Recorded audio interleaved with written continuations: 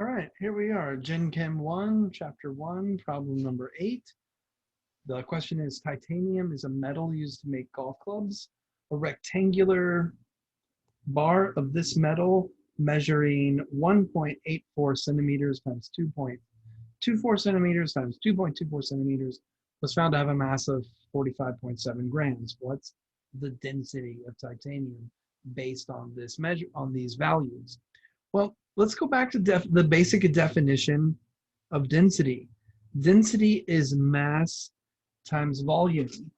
And so I want to get together with the information that I need in order to get the mass and the volume. And as soon as I divide them together, I'll have the density. I want the units to be grams over cubic centimeters. And I'm given the mass in grams. So I can go ahead and use that as the denominator directly. I don't have to do anything with it. 45.7 grams. Okay, now I need the volume in cubic centimeters, but it doesn't give me the volume. It gives me a length times width times height measurement. It's a regular rectangle. It's a rectangular prism. So I can directly figure out the volume by calculating length times width times height. And so the volume is equal to 1.84 centimeters times 2.24 centimeters times 2.24 centimeters. And now remember, whatever I do in the operations with whatever operations I do with the numbers, I'll also do with the units. And so I'm multiplying everything together. And so I'll have centimeters times centimeters times centimeters. That's centimeters cubed. And that's good because I want my volume in centimeters cubed because I need the density in grams per cubic centimeter. And so now I just need to get out my calculator and multiply the numbers together now that I've already done the units.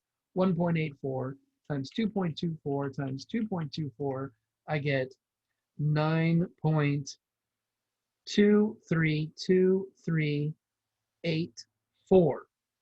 Now, that is before I have done any rounding. So 9.232384.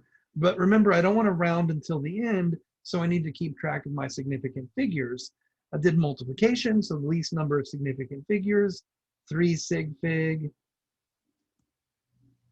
times 3 sig fig times 3 sig fig needs result in 3 sig figs, and so I will keep track of it, but I won't round just yet.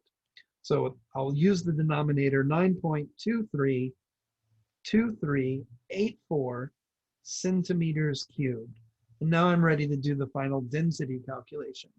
So I get my calculator back out, 45.7, and I divide it by 9.232384, and my calculator gives me 4.949967 and a bunch of other numbers.